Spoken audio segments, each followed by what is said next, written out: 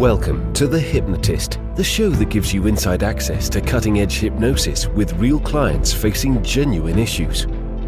Brought to you by the hypnotherapist demanded by celebrities, CEOs, and even royalty, Adam Cox. These recordings took place live from Adam's clinic in London's world-famous Harley Street. This podcast features powerful hypnosis, so do not listen while driving or operating machinery. This recording is not suitable for those with epilepsy or severe mental health issues. So, get yourself comfortable and enjoy today's episode of The Hypnotist. Hi, it's Adam here, and in this episode of The Hypnotist, you'll be listening to a hypnosis session that is designed to access a balanced state between accepting that there are certain things you can't control and really being proactive with those things that you can. And it does align with certain Stoic principles, but this session is not inspired by Stoicism. It's actually inspired by a concept, a Hebrew word called bitachon. And bitachon is this religious word that's a hybrid of trust and faith in God, but are willing to be proactive and make the best of you can with your circumstances that you had.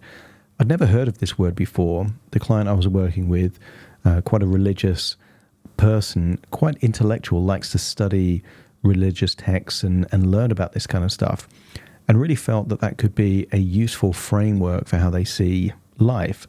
So there's an element of harnessing this kind of principle, this way of looking at the world, to feel like God has a plan, and therefore you don't have to overthink everything. But at the same time, part of that plan is to do what you can with the resources that you have. So it has those Stoic principles without being based on Stoicism. So that's going on. Another was their reaction to other people. And given that one of the principles of bitachon is trusting in God, trusting in themselves, trusting in others, I asked the client what stops them from being more trusting.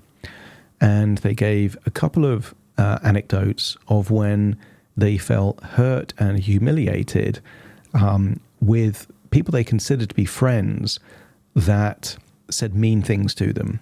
And my take on that was that it wasn't necessarily the case that the intention was to hurt. It could have been the case that the intention was to connect.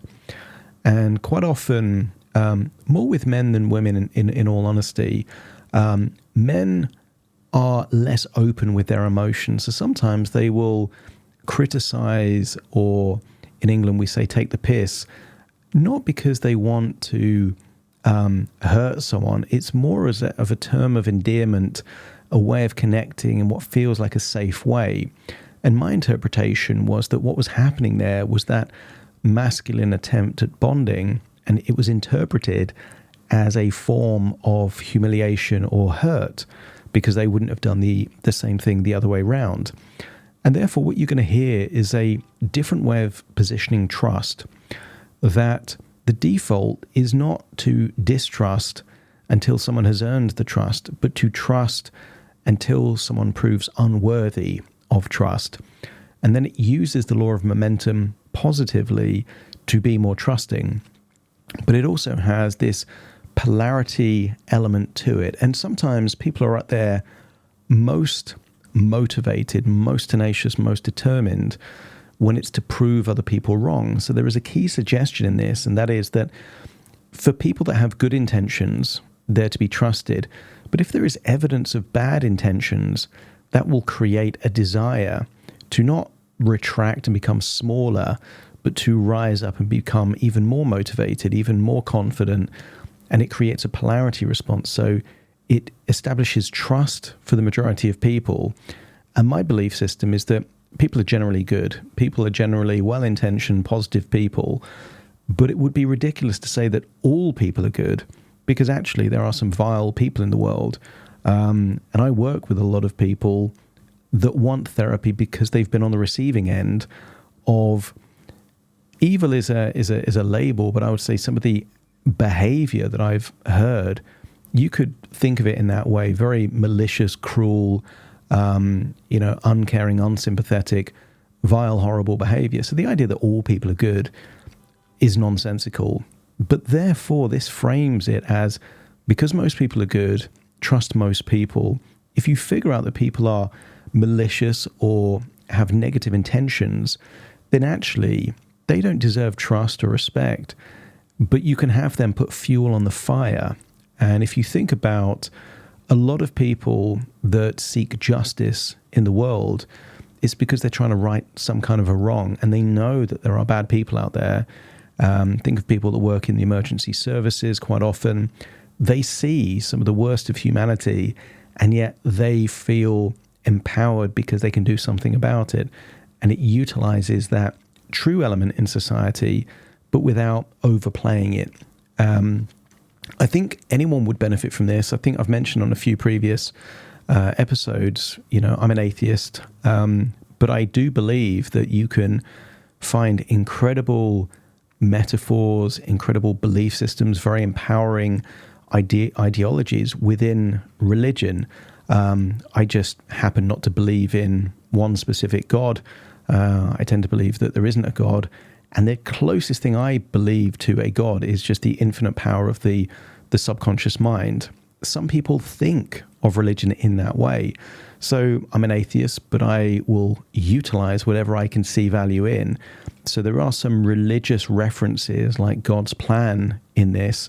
I don't believe in a God and that God has a plan, but that doesn't mean that you can't. And it can be a very, very empowering belief if you do believe that. And some very successful people believe that God has a plan for them and they're doing God's work.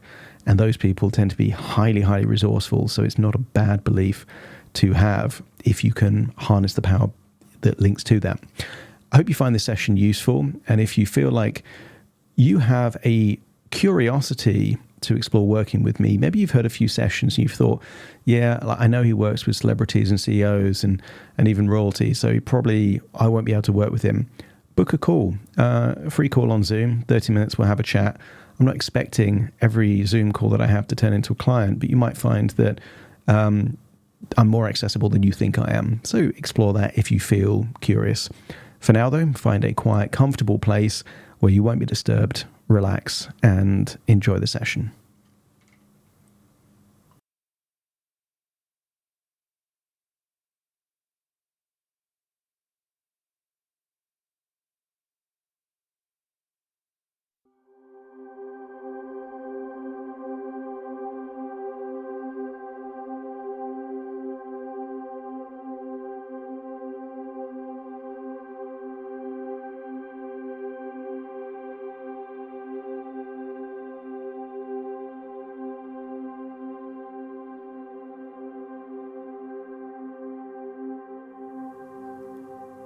Take a deep breath in. As you breathe in, set the intention of breathing in good feelings, resourceful feelings, all those wonderful things that enhance the quality of your life. Feel that you're breathing in not just relaxation, but a feeling of self-respect. Feel that you're breathing in self-belief, self-trust, inner strength. Just allow feelings and words to pop into your mind and feel that resourceful emotions are going in through your nose. And feel that the opposite is true in your outward breath. That if self-respect is being breathed in, and feel that any self-hate or self-loathing is leaving your body. If you feel that you're breathing in trust, imagine exhaling doubt and uncertainty.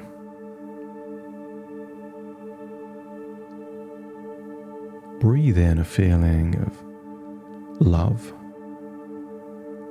and exhale any of those feelings of hate to either you or others, just allow it to leave your body. Scan your body for any clues of tension, any clues of stress or worries. And just feel with each outward breath a wonderful feeling of release. That you're letting go of those things that you've been carrying around. And wouldn't it be a shame that some of those things that you've been carrying around weren't even true? Imagine carrying around hurt, and one day, years later, finding out that there were never any hurtful intentions. Imagine carrying around a feeling of inferiority or low self-esteem, and one day figuring out that the foundations on which it was built were never true. So why not do the opposite? Let go of all of those possibilities unless you have overwhelming evidence that the foundation for them are actually true. That you can believe that you are good and worthy. You can believe that people have good intentions until you find the evidence that contradicts it. That you feel you're capable of anything and let reality show you your limitations instead of your thoughts.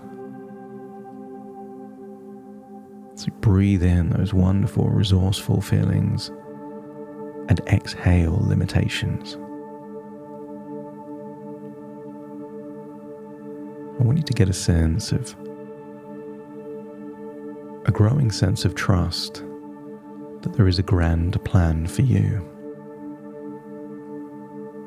And whether you link it to God, to the universe, to the infinite power of your subconscious mind, doesn't make any difference. Feel that you can trust in a plan, that somehow there is something more powerful than we can ever imagine, steering your life in positive, useful directions, that random things that look disconnected somehow are leading you to a very powerful purpose, leading you to awesome experiences, leading you to profound realizations that could create a legacy that ripples over generations. And what if it was all meant to be this way? What if the things that you've endured, you needed to endure? What if the realizations that you come to needed to happen now? That it couldn't have happened before. It wasn't meant to be that way. It had to happen now because it was planned that way.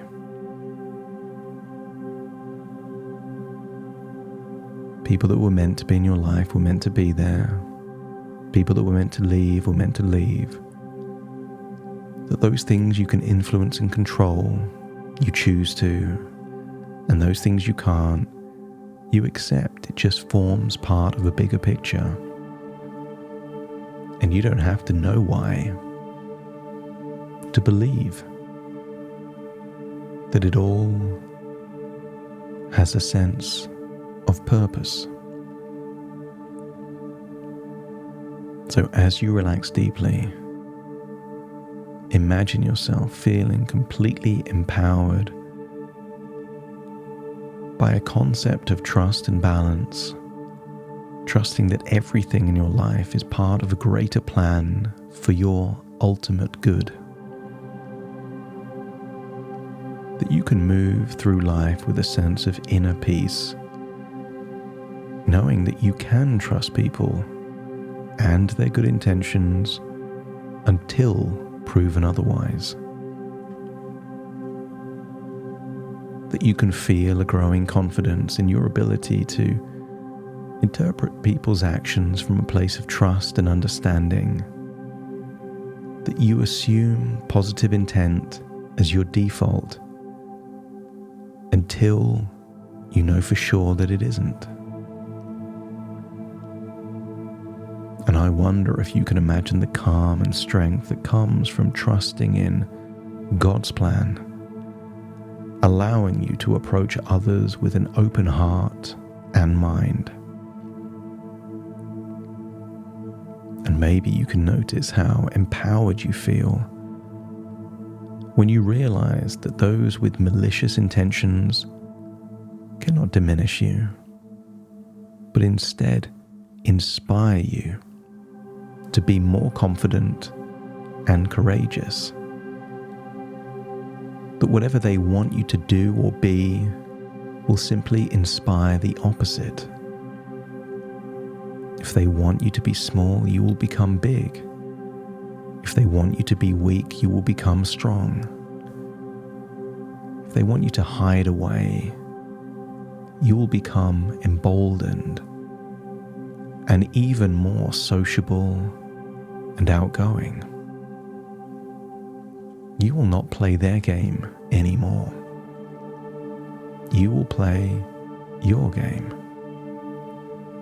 Those that want to see you struggle and hide won't even realize they are now inspiring the opposite.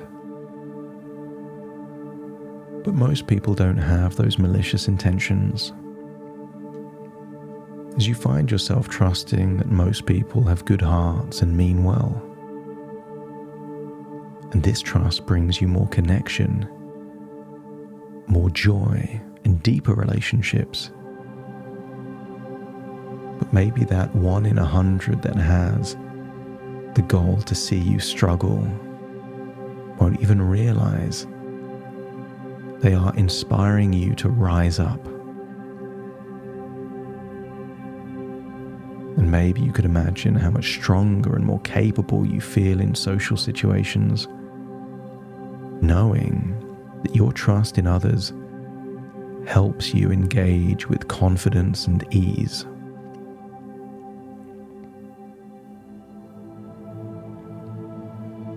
And those malicious negative actions or intentions are an attempt to control you, which only motivates you to express yourself more boldly and fully. Feel the strength that you are being guided, to believe that you are always supported, that no matter what people say or do, it gives you the freedom to be your authentic self. And I wonder if you can imagine how easy it becomes to approach every situation with trust, to let go of suspicion and open up to more love, support, and positivity. That insults most of the time are paradoxically an attempt to connect, to find common ground. That masculine camaraderie often involves jokingly insulting other people, and you see it that way. No intention to hurt you or harm you, but to connect with you, to find friendship. And notice how much easier it is when you see it that way. Feel the deep trust in God's plan, allowing you to live without fear, knowing that whatever challenges come your way, they are opportunities for growth and self-expression.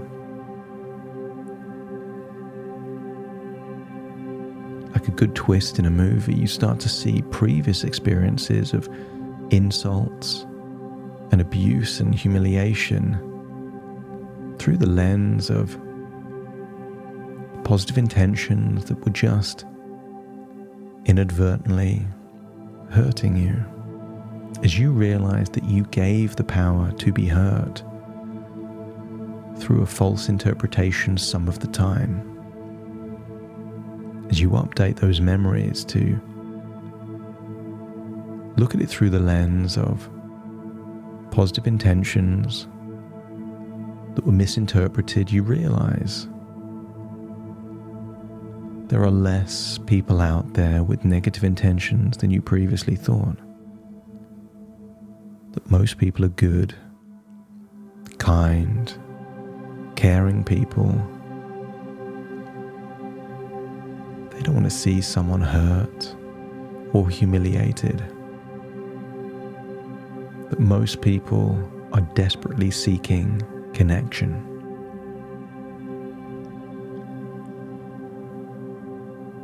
So imagine yourself living with a mindset of trust in both God and people, knowing that this trust empowers you to live with more joy, confidence, and connection every day, as you feel a sense of liberation, as you feel a sense of excitement, a sense of wonder that the world stays the same, but you now see it slightly different. A nicer place, a kinder place, a more trusting place. And for those tiny percentage of people that want to see you fail or fall, paradoxically, now become your biggest motivators. So breathe in and breathe out. Feel like you're recalibrating with the present moment. Feel like a lock has been opened, a war chest of resources now accessible to you. Take a deep breath in through your nose and out through your nose. Wiggle your fingers and wiggle your toes. Connect fully into the present moment as I now count from 1 to 10 to awaken you. Starting to count. 1, 2, 3, waking up. 4, 5, 6, more alert. 7, 8, open your eyes, open your eyes. 9, 10, wide awake, wide awake, wide awake.